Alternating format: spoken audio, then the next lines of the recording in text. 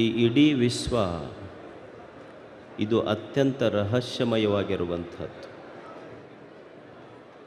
ಈ ವಿಶ್ವದ ಜೀವನದ ಆಳ ಅಗಲ ಅಂತ್ಯಗಳನ್ನು ಅರಿಯುವುದಕ್ಕೆ ಮನುಷ್ಯನ ಜೀವನ ಬಹಳ ಸಣ್ಣದು ಮತ್ತು ಮನುಷ್ಯನ ಆಯುಷ್ಯವೂ ಬಹಳ ಕಡಿಮೆ. ಎಷ್ಟು ಜನ ವಾಸ್ಕೋಡಗಾಮನಂಥವರು, ಕೊಲಂಬಸ್ಸನಂಥ ಜಲಯಾತ್ರಿಗಳು ಬಂದರೂ ಸಹಿತ ಸಮುದ್ರದ ಆಳ ಅಗಲ ಅರಿಲಿಕ್ಕಾಗ್ತದೇನೋ? ಎಷ್ಟು ಜನ ನೀಲ್ ಆರ್ಮ್ಸ್ಟ್ರಾಂಗ್, ರಾಕೇಶ್ ಶರ್ಮಾನಂಥವರು ಬಂದರೂ ಸಹಿತ ಆಕಾಶದ ಆಳ ಅಗಲಗಳನ್ನು ಅರಿಲಿಕ್ಕಾಗ್ತದೆ? ಎಷ್ಟು ಜನ ನ್ಯೂಟನ್ನಂಥ ಭೌತ ವಿಜ್ಞಾನಿಗಳು ಬಂದರೂ ಸಹಿತ ಈ ಭೂಮಿಯ ಆಳ ಅಗಲದಲ್ಲಿರುವ ರಹಸ್ಯಗಳನ್ನು ಅರಿಲಿಕ್ಕೆ ಸಾಧ್ಯ ಇದೆಯೇನು ಹೇಳಿ? ಇದು ವಿಶ್ವ ಮತ್ತು ವಿಶ್ವದಲ್ಲಿರುವ ಇದೊಂದು ಪುಟ್ಟ ಜೀವನ. ಈ ವಿಶ್ವ ಎಷ್ಟು ರಹಸ್ಯಪೂರ್ಣ, ಇದು ಎಷ್ಟು ಮಿಸ್ಟೀರಿಯಸ್. ಈಗ ನೀವು ಸುಮ್ಮನೆ ಸಾಮಾನ್ಯವಾದ ಉದಾಹರಣೆ ತಗೊಳ್ಳಿ. ನೀವು ಮನೆ ಮುಂದೆ ಕಸ ಹಾಕ್ತೀರಿ, ಕಸದ ಗುಂಡೆ ಏನಿದೆ ಅದು ತಿಪ್ಪೆ. ಅದು ನೀವು ತಿಪ್ಪೆಯ ಮಗ್ಗಲು ಹೋದ್ರೆ ಹೊಲಸು ನಾರ್ತೈತೆ ಅಂತ ಮೂಗು ಮುಚ್ಕೊತೀರಿ.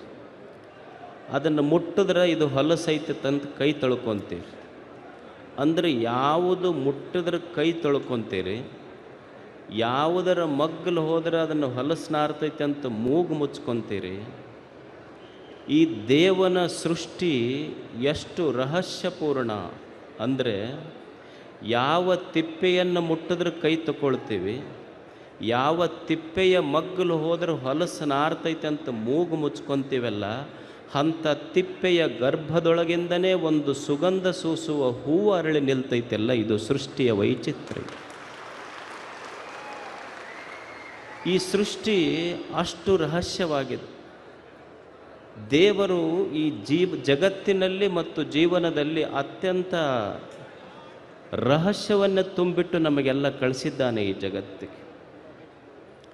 ನೀವು ಮನುಷ್ಯನ ದೇಹವನ್ನೇ ತೆಗೆದುಕೊಳ್ಳಿ, ದೇವರು ಇದರಲ್ಲಿ ಎಂಥ ಅದ್ಭುತವಾದ ವೈಶಿಷ್ಟ್ಯವಾಗಿರುವಂಥ ರಹಸ್ಯ ಈ ದೇಹ ಮನ ಬುದ್ಧಿಗಳಲ್ಲಿಟ್ಟು ಕಳಿಸಿದ್ದಾನೆ ದೇವರು.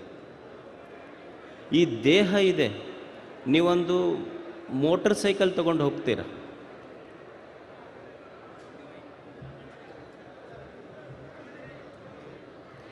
ನೀವೊಂದು ಸೈಕಲ್ ತೊಗೊಂಡು ಬರ್ತೀರಿ, ಮೋಟ್ರ್ ಸೈಕಲ್ ತೊಗೊಂಡು ಹೋಗ್ತೀರಿ. ಮೋಟ್ರ್ ಸೈಕಲ್ ತೊಗೊಂಡು ಹೋಗುವಾಗ ಸುಮ್ಮನೆ ಒಂದು ಸಣ್ಣ ಮುಳ್ಳು ಚುಚ್ಚಿದ್ರೆ ನಿಮ್ಮ ಮೋಟ್ರ್ ಸೈಕಲ್ ಟ್ಯೂಬ್ ಪಂಚರ್ ಆಗ್ತದೆ. ಏನು ಬಹಳ ದೊಡ್ಡದಿಲ್ಲ, ಒಂದು ಸಣ್ಣ ಮುಳ್ಳು ಚುಚ್ಚಿದ್ರೆ ತೂತು ಬೀಳ್ತೈತಲ್ಲ, ಒಂದು ಸಣ್ಣ ಮುಳ್ಳಿನ ತೂತು ಬಿದ್ದರೆ ಒಂದು ಮೋಟರ್ ಸೈಕಲ್ ಟ್ಯೂಬ್ ಪಂಚರ್ ಆಗ್ತೈತಿ.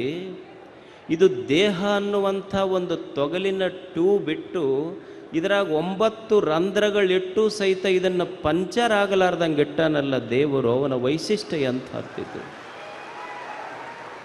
ಈ ಸೃಷ್ಟಿ, ಈ ಜೀವನ, ಈ ದೇಹ, ಈ ಜಗತ್ತಿನ ಆಶ್ಚರ್ಯವೇ ಅಷ್ಟು. ಅಂದರೆ ಈ ಜೀವನ ಮತ್ತು ಜಗತ್ತಿನ ಆಳವನ್ನು ಅಳಿಲಿಕ್ಕಾಗಿಲ್ಲ. ಜಗತ್ತು ಗೊತ್ತಾಗಿಲ್ಲ, ಜೀವನವೂ ಗೊತ್ತಾಗಿಲ್ಲ. ಈ ದೇಹದ ಆಳದಲ್ಲಿರುವ ಮನ ಬುದ್ಧಿ ಎಷ್ಟು ವೈಶಾಲ್ಯವಾಗಿರುವಂಥದ್ದು. ಇದನ್ನು ಅರಿಬೇಕಲ್ಲ ಮನುಷ್ಯ. ಅರಿಲಿಕ್ಕೆ ಇದೊಂದು ಆಯುಷ್ಯ ಬಹಳ ಚಿಕ್ಕದು. ಎಲ್ಲವನ್ನು ಅರಿತೇ ತಿಳಿದೇ ಬದುಕ್ತೀವಂತ ನಮಗೆ ಈ ಜಗತ್ತಿನಲ್ಲಿ ಇಲ್ಲ. ಇದನ್ನು ಅರಿಬೇಕಾದ್ರೆ ಏನು ಮಾಡಬೇಕು, ತಿಳಿಬೇಕಾದ್ರೆ ಏನು ಮಾಡಬೇಕು? ನಮಗೆಲ್ಲರಿಗೆ ಅಪೇಕ್ಷೆ ಇದೆಯಲ್ಲ ಈ ಜೀವನ. ಯಾಕೆ ಭಗವಂತ ನಮಗೊಂದು ಜೀವನವನ್ನು ಕೊಟ್ಟಿದ್ದಾನೆ? ಯಾಕೆ ನಮಗೆ ಹುಟ್ಟಾತು? ಹುಟ್ಟಾದ ಮೇಲೆ ಮತ್ತೆ ಯಾಕೆ ಸಾವು ಬರ್ತದೆ? ಈ ಹುಟ್ಟು ಸಾವುಗಳ ಮಧ್ಯದಲ್ಲಿ ನಾ ಏನು ಮಾಡಬೇಕು ಅನ್ನುವುದು ನಮಗೆ ಯಾರಿಗೆ ತಿಳಿದಿಲ್ಲ. ನಾಳೆಯ ಗರ್ಭದೊಳಗೆ ಏನಿದೆ ಅನ್ನೋದು ನಮಗೆ ಯಾರಿಗೆ ಅರ್ಥ ಆಗಿಲ್ಲ.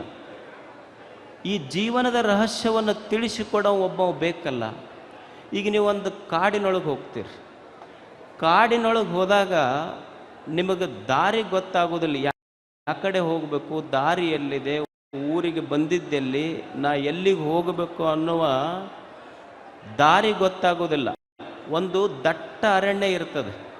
ಅವಾಗ ನೀವೇನು ಮಾಡ್ತೀರಿ ಅಂದ್ರೆ, ದಾರಿ ಗೊತ್ತಾಗಲಿಲ್ಲ ಅಂದ್ರೆ ದಾರಿ ತೋರಿಸೋದು ಬೇಕಲ್ಲ. ಒಂದು ದಾರಿ ತೋರಿಸ್ಬೇಕಾಗಿತ್ತಂದ್ರೆ ನೀವು ಮೊಬೈಲ್ ಓಪನ್ ಮಾಡಿ ಗೂಗಲ್ ಅರ್ತ್ ತೆಗಿತೀರಿ.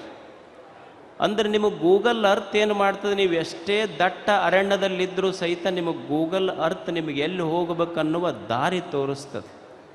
ಹಾಗೆ ಈ ವಿಶ್ವ ಇದೊಂದು ದಾರಿ ಕಾಣದ ಭವಾರಣ್ಯ, ಇದೊಂದು ದಟ್ಟ ಅರಣ್ಯ. ಇದು ಈ ದಟ್ಟ ಅರಣ್ಯದಲ್ಲಿ ಬದುಕಿನ ದಾರಿಯೇ ತೋಚದೆ ಇರುವಾಗ ಸಮಾಜಕ್ಕೊಂದು ದಾರಿ ದೀಪವಾಗಿ ನಿಂತ ಗೂಗಲ್ ಅರ್ತ್ ಅಂದರೆ ಗುರುಗಳವರೆಲ್ಲ. ಅವರು ಗುರುಗಳವರು.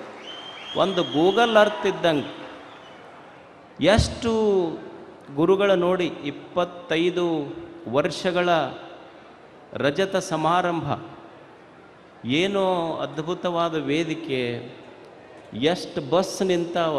ಅವ್ರ ಬಸ್ ನೋಡೇ ಗಾಬರಿ. ಅದೆಲ್ಲ ಕರ್ನಾಟಕದ ಬಸ್ ಚಿತ್ರದುರ್ಗಕ್ಕೆ ಬಂದಂಗೆ ಆಗೈತಿ ಇವತ್ತು. ಅವ್ರ ಮ್ಯಾಲೆ ನಿಮ್ಮ ಪ್ರೇಮ ಎಷ್ಟು, ಗುರುಗಳ ಮೇಲೆ ಭಕ್ತಿ ಎಷ್ಟು ನಿಮ್ಮದು. ಮತ್ತು ಇಂಥ ಶಿಷ್ಯರು ಸಿಗೋದು ಕಷ್ಟ. ಗುರುಗಳಿಗೆ ಸಿಗ್ತಾರಿಲ್ಲಂತಲ್ಲ. ಅವ್ರು ಬಂದು ನಮಸ್ಕಾರ ಮಾಡಿದಾಗ ನಾವು ಅವ್ರಿಗೆ ಕಲ್ಸಕ್ರಿ ಕೊಟ್ವಿ ಅಂದ್ರೆ, ನಾವು ಕೊಟ್ಟು ಕಲ್ಸಕ್ರಿನ ಎಣಿಸಿ ಓಸಿ ನಂಬರ್ ಹಚ್ಚಿ ಹೋಗುವ ಶಿಷ್ಯರು ಇರ್ತಾರೆ, ಇಲ್ಲಂತಲ್ಲ ನಾ ಹೇಳು. ಆದ್ರೆ ಗುರುಗಳ ಮೇಲೆ ನಿಮ್ದೆಷ್ಟು ಶ್ರದ್ಧೆ. ಅವರ 25 ವರ್ಷಗಳ ರಜತ ಮಹೋತ್ಸವದ ಒಂದು ಸಮಾರಂಭವನ್ನು ತಾವು ಆಚರಣೆ ಮಾಡ್ತಾ ಇದ್ದೀರಿ.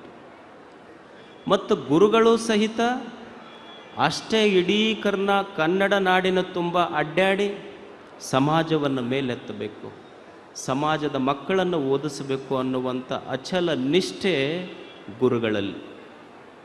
ಈಗೊಂದು ಆಕಳಿರ್ತದೆ ನೋಡಿ, ನೀವು ಮನ್ಯಾಗ ನೀವು ಫಿಲ್ಟರ್ ನೀರು ಕುಡಿಲಿಲ್ಲ ಅಂದ್ರೆ ನಿಮಗೆ ಇನ್ಫೆಕ್ಷನ್ ಆಗ್ತದೆ, ಕೆಮ್ಮು ಬರ್ತೈತಿ, ನೆಗಡಿ ಬರ್ತೈತಿ, ಜ್ವರ ಬರ್ತಾವೆ.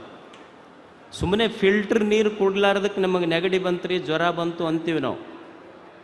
ಒಂದು ಆಕಳಿರ್ತೈತಿ, ಆಕಳ ಅದೇನು ಫಿಲ್ಟರ್ ನೀರು ಕುಡ್ದಿಲ್ಲ, ಎಲ್ಲೋ ಮೇಯಕ್ಕೆ ಬಿಟ್ರಿ ಅಂದ್ರೆ ಹೊಲಸು ಕಸ ತಿಂದೈತಿ, ಬರಾಗ ಹಳ್ಳದ ರಾಡಿ ನೀರು ಕುಡ್ದೈತಿ, ಮನೆಗೆ ಬಂದ ಮೇಲೆ ನೀವು ಹಾಕಿದ ಮುಸುರಿ ನೀರು ಕುಡ್ದೈತಿ. ಅಂದ್ರೆ ಒಂದು ಆಕಳು ಕಾಡಿಗೆ ಹೋದಾಗ ಕಸ ತಿಂದೈತಿ, ಬರುವಾಗ ಹಳ್ಳದ ರಾಡಿ ನೀರು ಕುಡ್ದೈತಿ, ಮನ್ಯಾಗ ಬಂದಾಗ ಮುಸುರಿ ನೀರು ಕುಡ್ದೈತಿ. ಅಂದ್ರೆ ಕಸ ತಿಂದು ರಾಡಿ ನೀರು ಕುಡಿದು ಎಂಜಲ ನೀವು ಹಾಕಿದ ಮುಸುರಿ ನೀರು ಕುಡಿದು ಆಕಳ ತನ್ನ ಕರುವಿಗೆ ಹಾಲು ಕೊಟ್ಟಿತ್ತಲ್ಲ, ಹಾಲು ಕುಡಿದ ಕರುವಿಗೆಂದು ಇನ್ಫೆಕ್ಷನ್ ಆಗಿಲ್ಲ, ಅಮೃತ ಕೊಟ್ಟೈತದು. ಹಾಗೆ ಒಬ್ಬ ಗುರು ಜೀವನದಲ್ಲಿ ನೂರಾರು ಕಷ್ಟಗಳನ್ನು ತಾನು ಸ್ವೀಕಾರ ಮಾಡಿ ತನ್ನ ಶಿಷ್ಯರಿಗೆ ಕೊಟ್ಟದ್ದು ಜ್ಞಾನ ಸೇವೆಯ ಅಮೃತ. ಗುರುತಾಯಿ ಆತ, ಅಷ್ಟೇ ಆತ. ಒಬ್ಬ ಗುರುತಾಯಿ ಸಮಾಜಕ್ಕೆ. ಅಂಥ ಗುರುಗಳ ರಜತ ಮಹೋತ್ಸವ ಇದು. ಅವರು ಸನ್ಯಾಸ ದೀಕ್ಷೆಯನ್ನು ಸ್ವೀಕರಿಸಿ 25 ವರ್ಷಗಳಾಯ್ತು. ಒಬ್ಬ ಗುರು ಅಂತ ಯಾರಿಗನ್ನಬೇಕು? ಒಬ್ಬ ಗುರು ಅಂದ್ರೆ ಯಾವನ ಮಾತಿನಲ್ಲಿ ಸತ್ಯದ ಬೆಳಕಿದೆ, ಶಾಂತಿಯ ನೆರಳಿದೆ, ಅಂಥವನಿಗೆ ಗುರು ಅನ್ನಬೇಕು. ಯಾರ ಮಾತಿನಲ್ಲಿ ಸತ್ಯದ ಬೆಳಕಿದೆ, ಶಾಂತಿಯ ನೆರಳಿದೆ, ಅಂಥವರಿಗೆ ಗುರುಗಳನ್ನಬೇಕು. ಮತ್ತು ಯಾವ ಪುಣ್ಯ ಪುರುಷನ ಸಾನ್ನಿಧ್ಯದಲ್ಲಿ ನಾನು ಕೂಡುವುದರಿಂದ